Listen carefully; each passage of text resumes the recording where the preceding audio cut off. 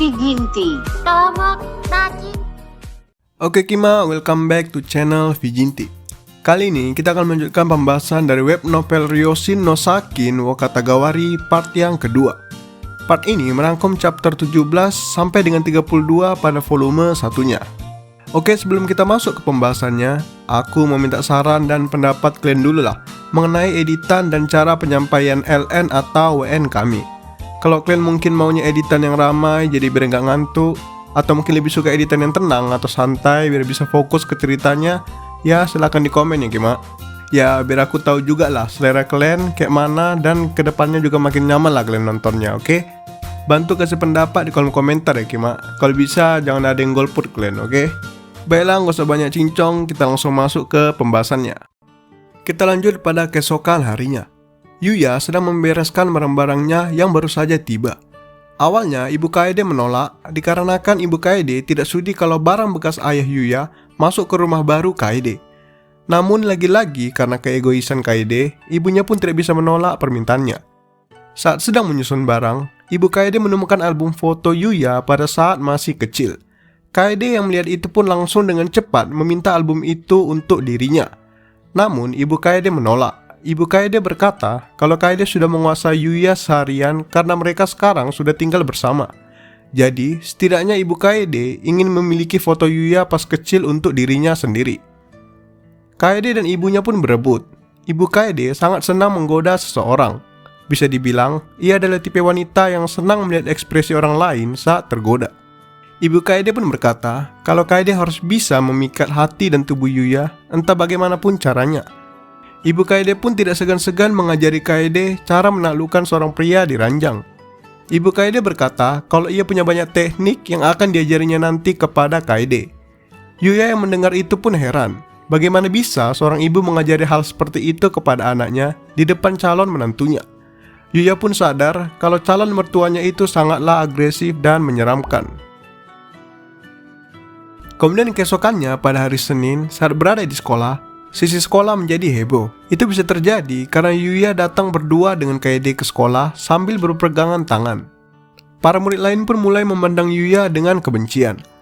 Kemudian sahabat Yuya yang bernama Shinji mendatanginya dan bertanya bagaimana bisa semua ini terjadi. Yuya tidak bisa menjelaskan soal hutang ayahnya dan soal Kaede memaksanya untuk tinggal bersama sejak waktu itu. Yuya pun berkata kalau Kaede hanya memaksanya untuk bergandengan tangan. Dan juga Yuya menjelaskan kalau mereka tidak berpacaran. Kemudian pacar Shinji yaitu Otsuki atau yang tak lain ialah teman satu kelas Kaede datang dan bertanya soal hubungan Yuya dengan Kaede. For your information yang Kima, Kaede dan Yuya itu beda kelas. Jadi Yuya itu sekelas dengan Shinji sementara Kaede sekelas dengan Otsuki. Dan Shinji dan Otsuki itu berpacaran. Oke, paham kan? Kemudian dengan cepat, Yuya kembali menegaskan kalau mereka tidak berpacaran. Otsuki berkata kalau Kaede tadi bercerita kepada dirinya kalau ia sudah menembak Yuya dan sedang menunggu jawaban dari Yuya. Kemudian saat Yuya ingin menjawab, tiba-tiba Kaede datang dan berkata kalau ia rela memberikan apa saja termasuk tubuhnya kepada Yuya. Kaede berkata demikian di depan sisi kelas Yuya. Yuya yang menyadari kalau situasi tersebut semakin bahaya untuk dirinya, langsung menyuruh Kaede untuk kembali ke kelasnya. Yuya berkata kalau ia lebih suka tipe perempuan yang pemalu dan pendiam. Kaede yang mendengar itu pun langsung tersenyum manis dan kembali ke kelasnya. Beberapa jam telah berlalu dan tiba saatnya istirahat makan siang. Yuya sudah tidak tahan lagi berlama-lama di kelas, dikarenakan tatapan iri dari murid cowok lainnya sangat membuatnya menderita. Begitu bel istirahat berbunyi, Yuya pun langsung segera pergi keluar kelas dan menuju ke kantin. Namun saat ingin keluar kelas, Yuya tertangkap basah oleh Kaede. Kaede ternyata sudah menunggu Yuya di depan kelas dari tadi. Kaede berkata kalau ia sangat ingin makan siang dengan orang yang disukainya. Kaede berkata kalau ia sudah berlatih membuatkan makanan agar bisa membuatkan Yuya bekal makan siang. Awalnya Yuya ingin menolak, namun melihat ekspresi Kaede yang sangat tulus membuatnya tidak bisa berbuat apa-apa. Yuya pun pergi makan siang bersama dengan Kaede, disusul dengan Shinji dan Otsuki juga. Kemudian tiba saatnya sepulang sekolah. Yuya sedang mengikuti latihan tanding di klub sepak bolanya. Yuya bertanding melawan para senior mereka. Pertandingan didominasi oleh para senior. Yuya pun sangat kelelahan sampai-sampai ia kehabisan nafas. Alasan para senior tersebut sangat bersemangat ialah karena adanya Kaede di pinggir lapangan. Kaede datang untuk menonton sekaligus menyemangati Yuya. Hal itu membuat para senior bersemangat karena bisa caper di depan Kaede sekaligus untuk menghabisi tim Yuya karena mereka sangat iri kepada Yuya. Yuya pun meminta tolong kepada Kaede agar tidak menyemangati dirinya pribadi secara terang-terangan. Namun Kaede tetap menyemangati Yuya. Shinji yang juga merupakan satu tim sepak bola dengan Yuya berkata kalau sorakan semangat dari seorang wanita pasti akan membuat pria menjadi semakin kuat. Yuya awalnya tidak mau percaya dengan hal itu. Namun ia terus mendengar suara Kaede yang menyebut dan menyemangati namanya. Yuya pun mulai semakin bersemangat. Awalnya pertandingan sangat sengit. Namun tiba-tiba Yuya melakukan hat-trick sehingga tim mereka unggul 3-0. Di situ Yuya pun sadar kalau sorakan cewek sangat kuat efeknya bagi seorang cowok. Kemudian setelah selesai latihan tanding, Yuya tidak langsung pulang. Seperti kebiasaannya sebelumnya, ia selalu latihan seorang diri di saat temannya yang lain sudah pulang. Yuya selalu berlatih lebih keras daripada yang lain. Itulah yang membuat Kaede sangat menyukainya. Kemudian setelah selesai berlatih, Yuya pun memutuskan untuk langsung pulang karena cuaca sedang hujan ringan.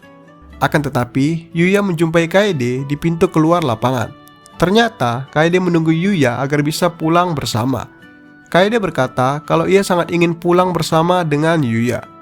Yuya pun berkata kalau ia tidak keberatan dengan hal itu. Akan tetapi, ia sedikit khawatir karena Kaede juga terkena hujan. Yuya berkata kalau sampai Kaede sakit, ia akan merasa sangat bersalah dan bertanggung jawab nantinya. Yuya pun memegang kedua tangan Kaede dengan erat agar tidak kedinginan. Kaede yang melihat itu pun terkejut dengan tindakan agresif Yuya yang tiba-tiba. Yuya pun memberikan sapu tangannya kepada Kaede untuk dipakai. Namun Kaede menolak karena takut Yuya kedinginan nantinya. Kaede pun mengusulkan agar mereka berpegangan tangan sehingga sama-sama hangat. Mereka berdua pun jalan sambil berpegangan tangan di dalam saku menuju ke rumah.